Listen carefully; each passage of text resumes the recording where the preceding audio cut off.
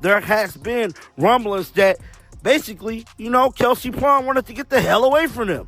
Meaning Becky Hammond and A'ja Wilson. And I'm here to tell you guys, it is looking like that way because none other than Kelsey Plum actually fired shots at the Las Vegas Aces in her opening press conference interview. Is this the end of the Las Vegas Aces dynasty with 5 key players jumping ship and controversy swirling?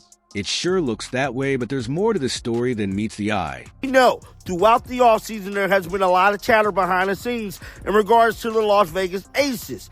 The Las Vegas Aces team was completely derailed at the conclusion of the season, which leaving a lot of people to speculate what the hell is going on in Vegas. Kelsey Plum just broke her silence, and she's pointing fingers in her first press conference with the LA Sparks. She didn't hold back on her former club, but that's just the tip of the iceberg. Is A'ja Wilson really to blame for the team's exodus? An implosion? Did Coach Becky Hammond have a hand? Or is there a bigger conspiracy at play? Let's break it down. Just a question for Kelsey. You came from a place in Las Vegas that really valued player health and player experience. I'm just curious what it was about LA that convinced you that the Sparks would also provide a high-quality player experience and amenities. Picture this Kelsey Plum standing at the podium, LA, Sparks jersey in hand. The air is thick with anticipation. Something's off, and you can feel it, what she about to say, and... Say every step of the way, they have not just met but exceeded my expectations.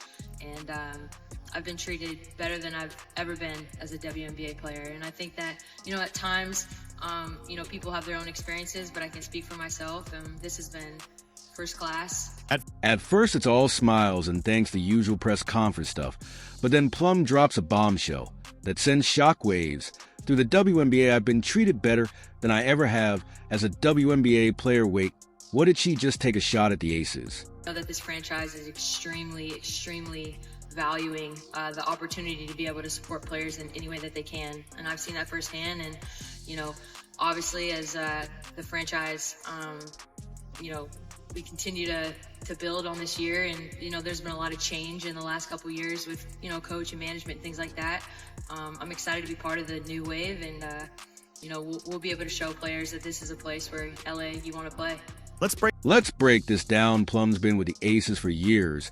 She's won championships with them. She averaged 17, 8 points, 4, 2 assists, and 6 rebounds per game in her final season with them. She was drafted there, and the only team she knows, she seemed happy. So why is she hinting like she wasn't treated well? What's happening in Las Vegas? We'll break it down in a bit. I've been treated better than I ever have been as a WNBA player. Now, that is the comment there that is raising eyebrows amongst fans in regards to Kelsey Plum, stating that she's been treated better so far than she has ever been as a WNBA player.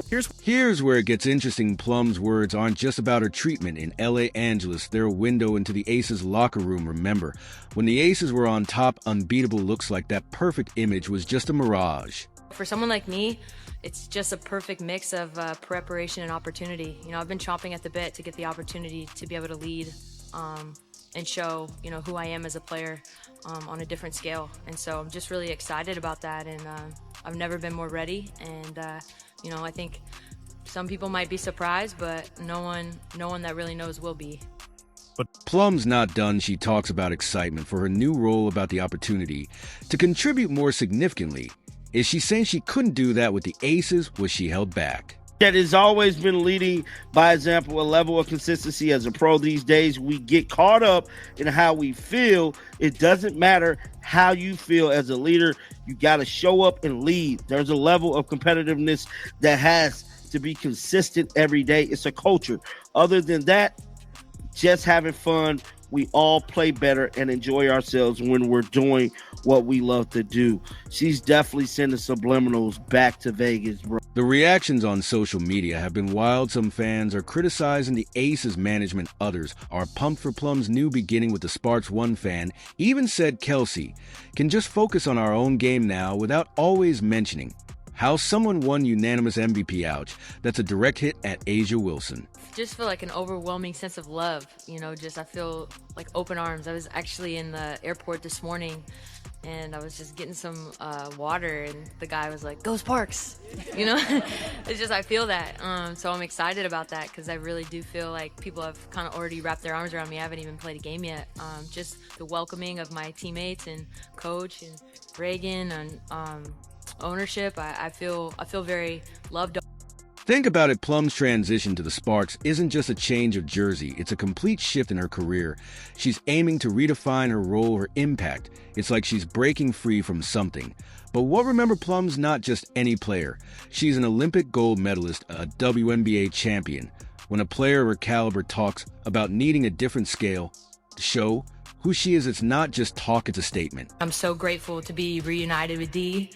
To play with people like Cam and Rakia, and I could continue to go on the list. And here's the reality. Plum's words aren't just about her. They're shining a spotlight on the Aces organization. What's really going on behind those Vegas lights are players feeling undervalued, restricted. Plum's words have lit the fuse, and the implosion is happening. We're here to compete, so there's expectations to win right away. And I know for me, there is a level of intensity and work ethic that I do bring to the table, but really just I'm grateful for this opportunity to show that being one of the best players in the world and just taking this franchise back to where it's been and where it will continue to go. So again, I just want to thank ownership support, and really just means a lot that everyone's here, and it's a new day in LA, so we're gonna hoop. Remember when the Aces were the team everyone wanted to join, when players were taking pay cuts just for a shot at that championship ring? Well, those days are over. The Aces empire is crumbling faster than a house of cards in a Vegas windstorm, and you won't believe who's next to jump ship.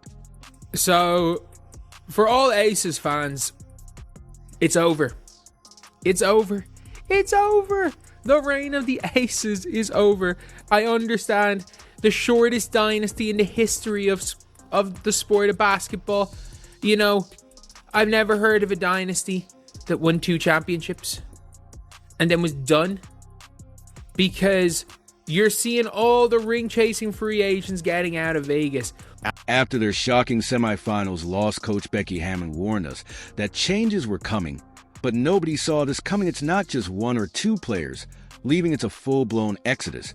And it's leaving the Aces roster looking like Swiss cheese. We have to get better. We have to really take a sharp look at ourselves, look ourselves in the mirror, see our shortcomings, and then, you got to make the moves necessary, whatever that means, to put the best product that we possibly can. It's not going to be the same group probably next year. It just won't. And I'm sad about that, because I really like that group. They were a pain in my ass, but I was a pain in their ass too. Let's start with Kate Martin. Remember her, the fan favorite, the promising young player who had Aces fans dreaming of a bright future.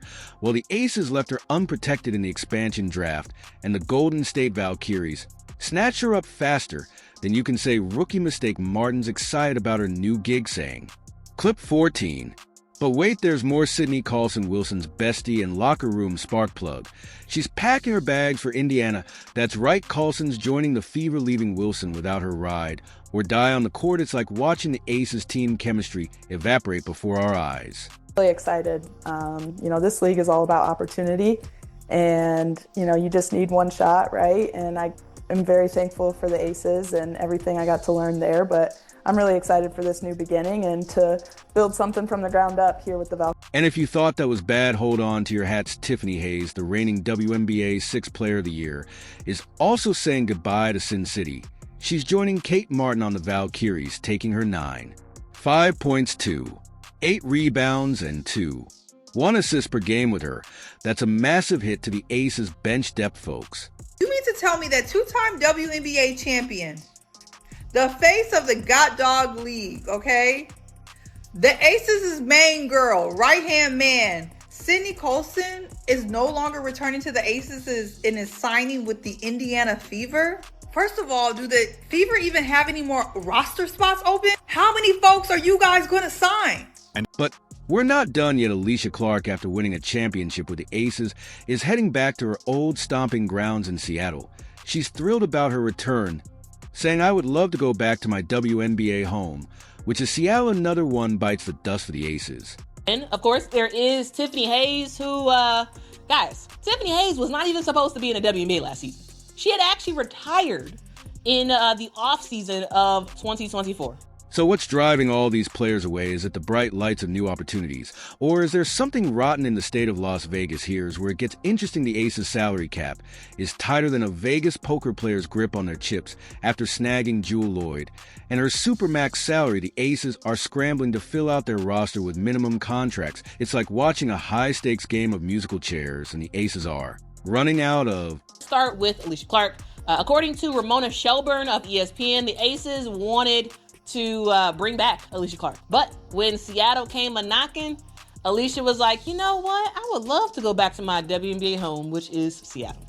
Now, guys, if y'all don't know, Alicia Clark won 2 titles with the Seattle Storm in 2018 and 2020. And now at 37 years old, she is looking to bring her 3-and-D game back to Seattle. Let's talk about what's really going on behind the scenes with the Aces. You thought the player exodus was bad. Well, sit tight, because the front office drama makes their on-court issues look like child's play. Remember, when the Aces front office was the envy of the league, those days are long gone. Now it's more like a ghost town. And at the center of this mess, general manager Natalie Williams. Or should I say former general manager, that's right, Williams was. Fired due to a vague front office. Restructuring. But here's where it gets interesting months later. The Aces still haven't appointed a new GM. Talk about leaving your organization in limbo. I want to be great for you guys. No offense, but I want to be great for my team. I want to be great for this franchise. It is hard as shit. It is hard as shit because there's tons of people that want to break you down. Great teams in this league that are going to try to come after you every single night. But when it comes to taking accountability, I have no problem in that. Because I want to be great. I want to be great for my teammates. So yes, it can start in practice. Yes, it starts in training camp. Yes, it starts in the wins and the losses. But I'm not going to stop. I'm going to continue to challenge myself and my teammates every single day. Because when you're talking about greatness, it starts with consistency. But wait, there's more rumors are swirling that head coach Becky Hammon is eyeing a power play. Word on the street is she's gunning for a dual role as both head coach. And let's be real, is consolidating that much power really a good idea when your house is already on fire? Speaking of Hammond, she's got her own set of problems. Remember that suspension she faced for violating the league's respect in the workplace policy? Yeah, that didn't exactly help the Aces' image, but that's just the tip of the iceberg. Clip 20. Let's not forget about the DA Hami lawsuit. The former Aces player is alleging discrimination and unfair treatment related to her pregnancy. And this isn't just some frivolous claim. The league took it seriously enough to slap the Aces with a $500,000 fine and strip them of their 2025 first-round draft pick. Ouch. Also, there is a huge thing that you all have to keep in mind is that the Las Vegas Aces do not have a GM right now. They let go of their GM a couple months ago, and they have not put anyone in that place. And so, hey, Nikki Fargas and Becky Hammon are trying to make some wonders without the actual. But we're not done yet. The league is now investigating the Aces for potential salary cap circumvention. They're looking into undisclosed benefits provided to players. In other words, they're accused of sneaking extra perks under the table. Not exactly the kind of attention you want when you're trying to build a dynasty. Is it with all this drama? Is it any wonder players are running for the exits? The Aces have gone from being the team everyone wanted to join to the team everyone's trying to escape. What's going on in their locker room? Like, this Aces team is falling apart. This is not a coach that I would want to play for. While the Aces are playing musical chairs with their roster, another team is orchestrating a symphony of success. Are you ready for the Indiana Fever's comeback story? It's time to talk about the team that's gone from being the WNBA's punching bag to the talk of the town picture. The Indiana Fever wants the league's cellar dwellers start making moves that turn heads and raise eyebrows as Vegas crumbles. The Fever are executing a massive class in team building, but can they really go from worst to first? The league is investigating the Aces for potential salary cap circumvention. Back in May, the Las Vegas Convention Authority gave each of the players an additional $100,000 to basically be active in the community. Let's talk about their free agency shopping spree. It's like they're collecting a who's who of WNBA royalty to build around their generational superstar Caitlin Clark and the Fab Four of Aaliyah Boston, Kelsey Mitchell, and Lexi Ho Natasha Howard, a three-time WNBA champion. brings her defensive prowess and versatility. To the front court, Diana Bonner, a 4-time All-Star ads, scoring punch, and veteran leadership Sophie. Cunningham, known for her fiery competitiveness and clutch shooting, joins the mix. And Sydney Carlson. She brings championship experience and a winning mentality from her time with the Aces. Breaking news came down, so we have to discuss it. This is what we do here. We're talking about the Indiana Fever making yet another move, Alicia, because they're Thanos right now and they're collecting all the Infinity Stones. But that's not all. The Fever didn't just bring in new talent. They kept their homegrown star, Kelsey Mitchell. That's how you build loyalty, folks. Mitchell, who's been with the Fever through thick and thin, now has a supporting cast that can help her shine even brighter. Here's where it gets interesting. The Fever didn't just sign these players. These players chose the Fever in one offseason. They've gone from league laughingstock to potential powerhouse. And you know what it's a slap in the face to those who doubted them, like Cheryl Swoops, who once said no one wanted to play in Indiana. To proclaim the Indiana Fever as your WNBA champs. But wait, there's more. Rumors are swirling that head coach Becky Hammond is eyeing a power play. Word on the street is she's gunning for a dual role as both head coach.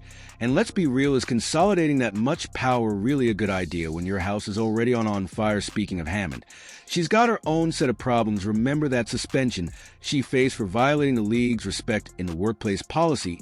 Yeah, that didn't exactly help the Aces' image, but that's just the tip of the iceberg. Clip 20. Let's not forget about the DA Hami lawsuit. The former Aces player is alleging discrimination and unfair treatment related to her pregnancy. And this isn't just some frivolous claim. The league took it seriously enough to slap the Aces with a $500,000 fine and street them of their 2025 first-round draft pick. Ouch. Quality depth is going to be important. You know, when you have a core three like we have, you know, surrounding them with players who are going to, you know, fill the roles, certainly, first and foremost, who are going to embrace the roles, you know, secondly, and who give us the best opportunities for success by complementing what they do really, really well.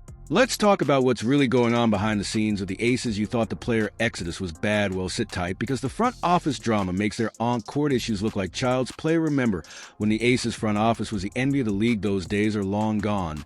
Now it's more like a ghost town.